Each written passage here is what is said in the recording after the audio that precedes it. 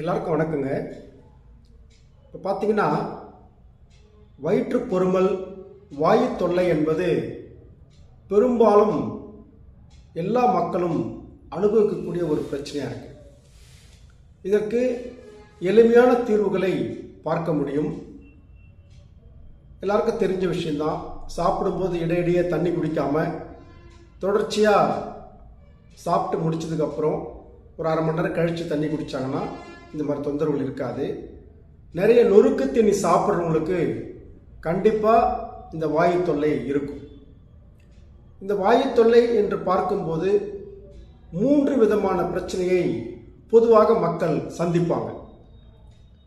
அடிக்கடி ஏப்பம் வர்றது, அப்படியே மேலே நெஞ்சு பகுதியில் அடைச்சிக்கிட்ட மாதிரி இருந்து அந்த ஏப்பம் வந்தால் தான் அவங்களுக்கு ரிலீஸ் ஆகும். அந்த மாதிரி ஒரு பிரச்சனையை சந்திப்பாங்க.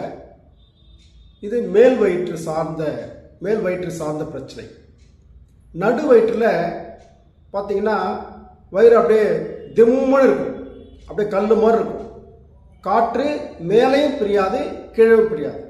இந்த முதல் ரகமான நபர்களுக்கு காற்று மேலே பிரிஞ்சா அவங்க ரிலீஃப் ஆகிடுவாங்க, அது பிரச்சனை இல்லை அவங்களுக்கு.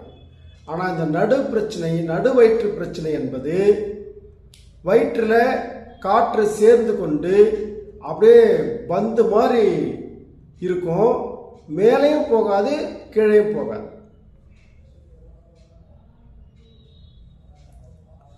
காற்று பிரியாது. உணவுப் பொருளிலிருந்து அதில் இருக்கக்கூடிய காற்று வெளியே வரணும், அது சத்தாக மாறணும். உணவுப் பொருளில் இருக்கக்கூடிய காற்றுகள் பிரிந்து வயிற்றிலேயே தேங்கி அது அவர்களுக்கு மிகப்பெரிய ஒரு அசௌகரியத்தை கொடுக்கும். 3வது ரகத்தை நபர்களை பார்த்தீங்கன்னு சொன்னால் அவங்களுக்கு அடி வயிற்றில் காற்று சேர்ந்து அடிக்கடி காற்று ஆசனவாய் வழியாக பிரிஞ்சிட்டே இருக்கும், அல்லது பிரிகிறதுல தடைகள் ஏற்பட்டுச்சுன்னா அவங்க ரொம்ப வேதனைப்பட்டுருவாங்க.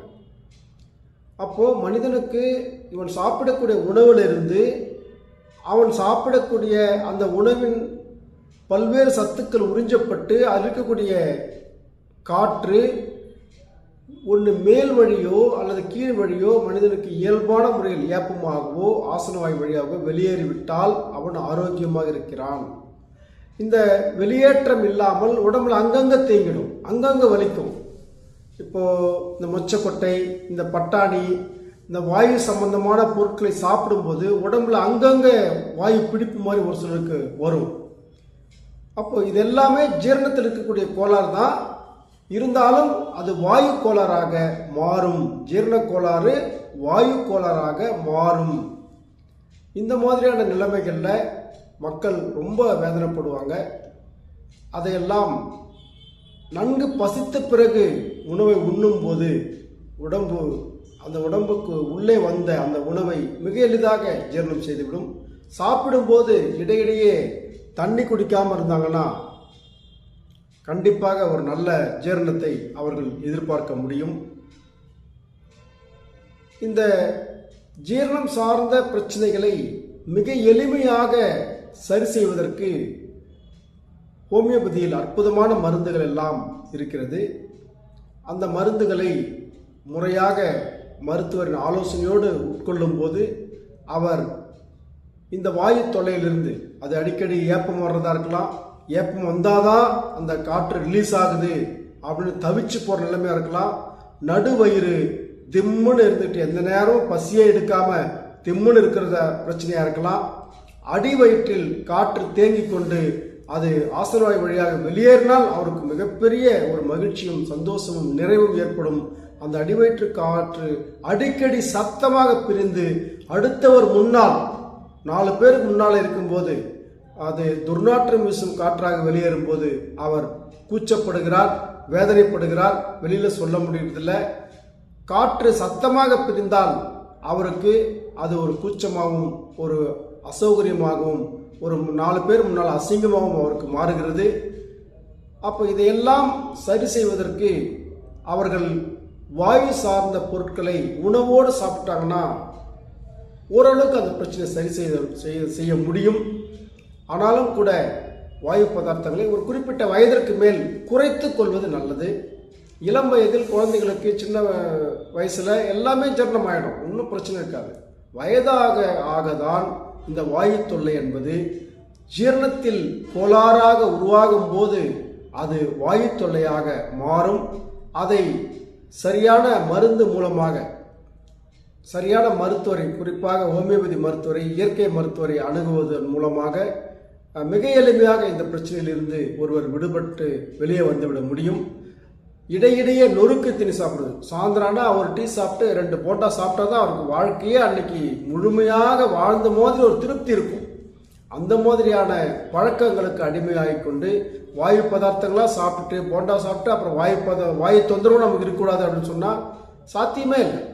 கண்டிப்பாக இடையிடையே நீங்கள் எடுக்கக்கூடிய நொறுக்கு திணி தான் உடம்பில் வாயு சேருவதற்கான வழியை ஏற்படுத்துகிறது என்பதை நாம் புரிந்து கொள்ள வேண்டும்.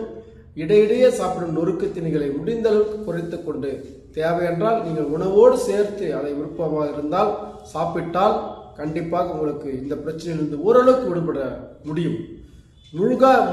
முழுமையாக வாயு பதார்த்தத்தை சாப்பிட்டு வாயு தொந்தரவே இருக்கக்கூடாது அப்படின்றது இளம் வயதினருக்குத்தான் அது சாத்தியம்.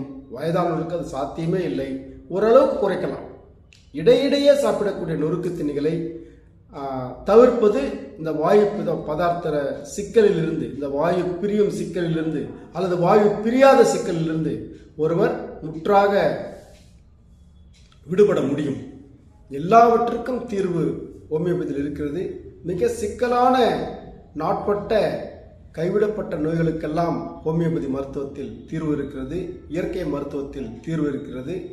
அதை நீங்கள் எந்த அளவுக்கு பயன்படுத்திக் கொள்ளுகிறீர்கள், அந்த மருத்துவத்தை எந்த அளவுக்கு நாடுகிறீர்கள் என்பதை பொறுத்து நீங்கள் ஆரோக்கியமாக வாழ முடியும்.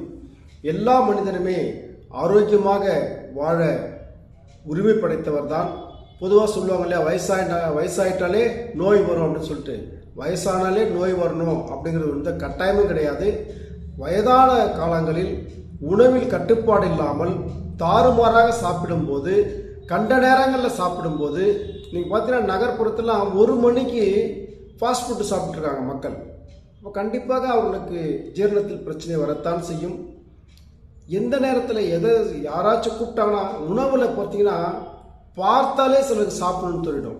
அந்த ஸ்மெல்லை பார்த்துட்டாலே சாப்பிடணும்னு தோணும். இப்படியெல்லாம் இல்லாமல் உங்களுக்கு தேவை என்றால் மாத்திரமே, ஒரு பசி இருந்து நீங்கள் சாப்பிட்டால் கண்டிப்பாக உங்களுக்கு எந்த வாயு பிரச்சனையோ ஜீரண பிரச்சனையோ இருக்காது. ஜீரணத்தில் பிரச்சனை வந்தால் அது கண்டிப்பாக வாயு பிரச்சனையாக மாறும். வாயு பிரச்சனை என்பது 4 பேருக்கு முன்னால் அசிங்கப்படுத்தக்கூடிய ஒரு பிரச்சனை. அடிக்கடி ஏப்பம் வந்துட்டால் பிரச்சனை இல்லை. ஆசனவாய் வழியாக காற்று சத்தமாக போகும்போது எல்லோருக்குமே அது ஒரு தர்ம சங்கடமான சூழ்நிலை ஏற்படுத்தக்கூடியது தான்.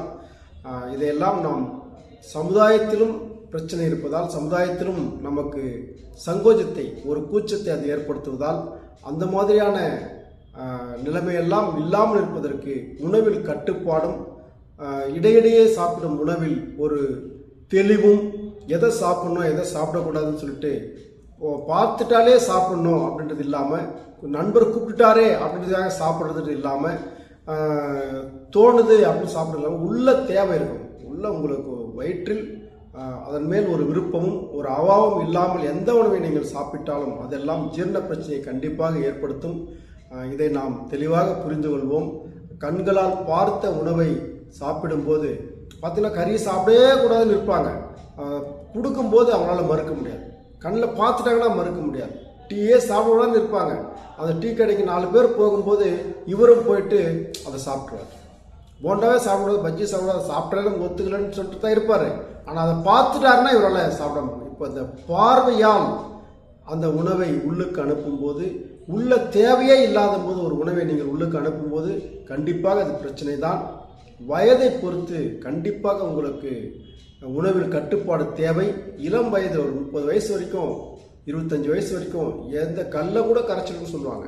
ஆனால் அதன் பிறகு 40 வயதை தொடும்போது, 40 வயதை தாண்டும் போது, 50 வயதை தாண்டும் போது, 60 வயதை தாண்டும் போது நீங்கள் உணவில் எந்த அளவிற்கு எச்சரிக்கையாக இருக்கிறீர்களோ, எந்த அளவுக்கு நீங்கள் கவனமாக இருக்கிறீர்களோ அதை பொறுத்து உங்களுக்கு வாயு பிரச்சனை என்ற ஒன்றே இல்லாமல் ஆக்கிக்கொள்ள முடியும்.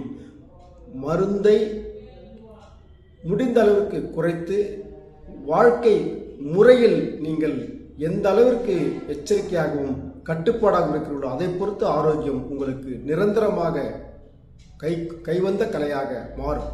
தொடர்ந்து அடுத்தடுத்த நல்ல வீடியோவில் சந்திப்போம். தொடர்ந்து இணைந்திருங்கள். நன்றி, வணக்கம்.